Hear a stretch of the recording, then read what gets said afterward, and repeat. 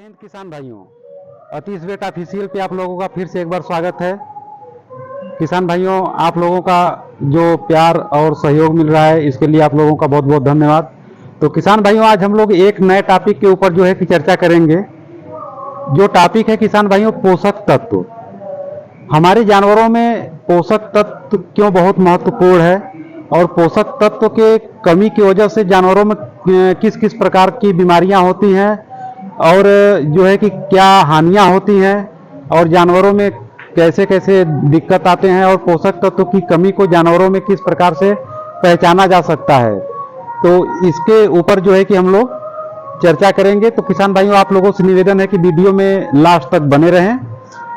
तो किसान भाइयों, पोषक तत्व एक ऐसा तत्व होता है जो कि जानवरों के लिए बहुत ही महत्वपूर्ण है। अच्छा, अब पोषक तत्व किसान भाइयों जानवरों को मिलता कहाँ से है?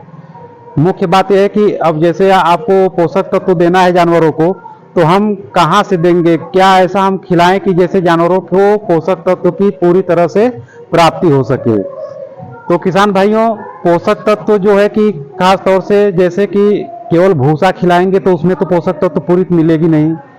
पोषक तत्व के लिए जो है कि हरा चारा, जैसे बरसीम हुआ, चरी हुआ, जई हुआ, ये सब जो हरा चारा हैं, ये जो है कि पोषक तत्व की कमी को पूरा करने के लिए अपने जानवरों को तो देना ही देना है। और उसके साथ साथ जैसे जो भी हम लोग अलग से उसके लिए जो बाग तैयार करते हैं, जो अनाज वगैरह देते हैं, तो उस अनाज में हम लोगों को क्या चयन करना चाहिए? जैसे कि कुछ फाइबर युक्त अनाज होते हैं, जैसे मक्का हुआ, और जैसे अभी ठंडी का समय है तो आने वाला है, तो ठंडी के समय में जैसे बाजरा तैयार हो जाएगा, बाजरा हुआ, ये सब जो है कि, और सरसों की खली हुई, इसमें भी जो है कि काफ़ी पोषक तत्व मिल जाता है।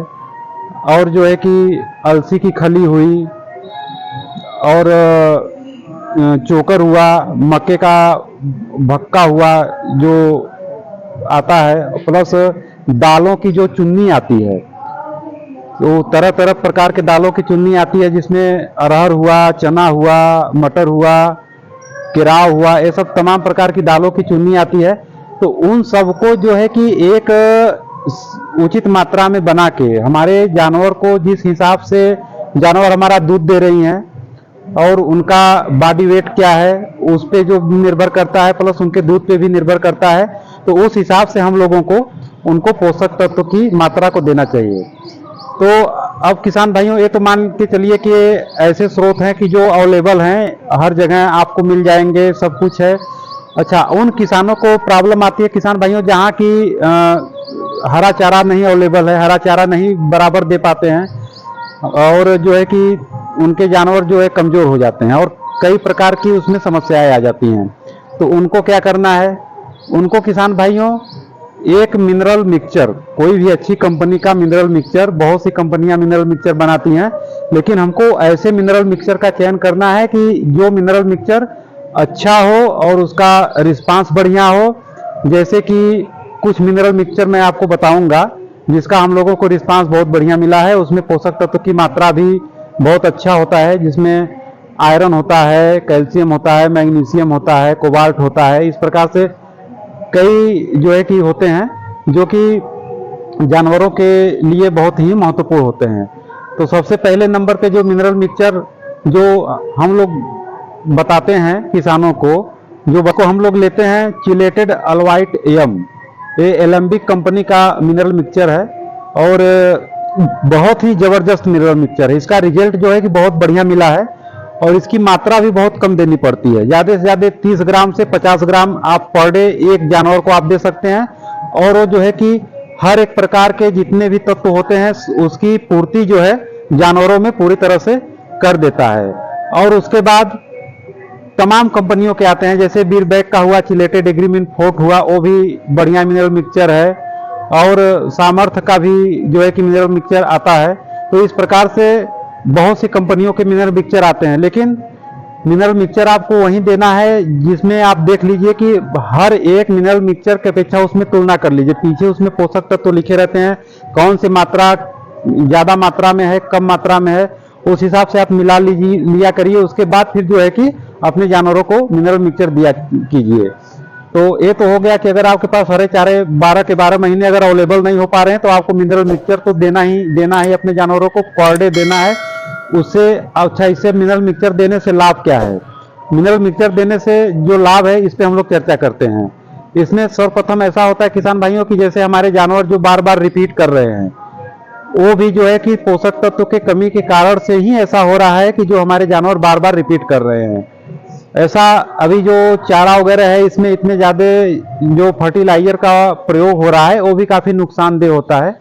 तो उस लिए जो है कि पोषक तत्व बहुत जरूरी है जिससे कि जानवर रिपीट ना करें। प्लस जानवरों का इम्यूनिटी पावर बढ़ाने के लिए जो बार बार बीमार होते हैं, बीच बीच में तमाम प्रकार की बीमारियां हो जाती हैं, कोई भी वायरल बीमारी हुई वो भी हमारे जानवरों में हो जाता है।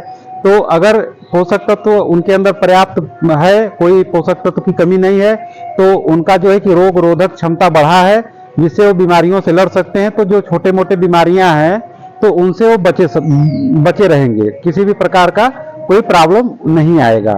और दूसरा चीज ये है कि दूध पे अभी होता क्या है कि अभी जैसे आप लोग जो भी राशन दे रहे हैं या जो चारा खिला रहे हैं उसमें कमी आ जाती है या अचानक से मौसम में परिवर्तन आ जाता है, तो जानवर क्या करते हैं कि दूध कम कर देते हैं। तो दूध कम कर देते हैं तो दूध का जो प्रोडक्शन है वो बराबर बना रहे, उसके लिए भी जो है पोषक तत्व की बहुत ही आवश्यकता होती है।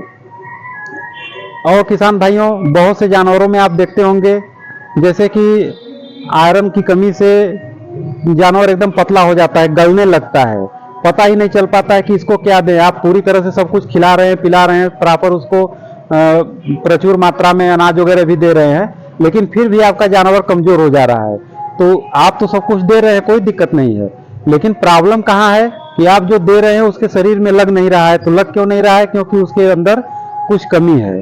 तो उसको भी दूर करने के लिए पोषक तत्व की मात्रा जो है कि पर्याप्त मात्रा में जानवरों को देनी चाहिए। और सबसे उसमें खास बात यह है कि आपके जैसे जानवर एक ब्यात से दूसरे ब्यात में बहुत लंबा समय जो ले लेते हैं, तो उसमें भी जो है कि पोषक तत्व हम लोगों को बराबर जिस जानवर को मिलता रहेगा तो वो लंबा समय नहीं लेंगे, बच्चा देंगे जो है कि 90 दिन के अंदर अंदर जो है कि फिर से वो गाभिन हो जाएंगे, फिर वो बच्चा देंगे, तो उससे जो है कि उनका प्रक्रिया चलता रहेगा, आपका दूध का भी गैपिंग बहुत ज़्यादा नहीं होगा। तो इस उद्देश्य की वजह से किसान भाइयों जो है कि जानवरों में पोषक तत्व बहुत ही महत्वपूर्ण है।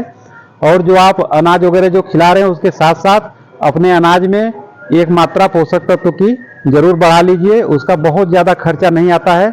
हम समझ रहे हैं कि एक खुराक अगर बढ़िया कंपनी का कोई भी अगर आप मिनरल मिक्सचर दे रहे हैं तो एक खुराक मिनरल मिक्सचर का मान के चलिए हम समझ रहे हैं कि 7 से 8 रुपए के समथिंग जो है कि खर्चा आता है एक दिन का। तो ये तो बहुत ज़्यादा है नहीं। अभी कोई भी अगर आप अनाज वगैरह अगर कुछ भी अगर मार्केट से लेके कुछ भी खिला रहे हैं तो मान के चलिए कि लगभग 25 से 30 रुपए प्रति किलो पड़ रहा है। तो उसमें जो है कि अगर आप उसमें से जो अनाज खिला रहे हैं उसमें से थोड़ा सा मात्रा आप भले कम कर दीजिए, लेकिन पोषक तत्व की मात्रा को थोड़ा सा अगर आप बढ़ा देंगे तो उसका क्या होगा कि आपके जानवर प्रॉपर पूरी तरह से दूध देंगे, बीमार नहीं होंगे, बार बार रिपीट नहीं करेंगे, उनको ब्याने में कोई समस्या नहीं आएगी और पूरी तरह से स्वस्थ रहेंगे। और आपका काफ़ी जो है कि जो उनके बीमारियों में जो आपका पैसा एक्स्ट्रा लगने वाला है उसमें आपका काफ़ी कमी आएगा, जिससे कि आप लोगों को नुकसान का सामना नहीं करना पड़ेगा।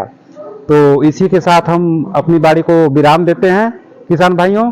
जय हिंद, जय भारत, वंदे मातरम।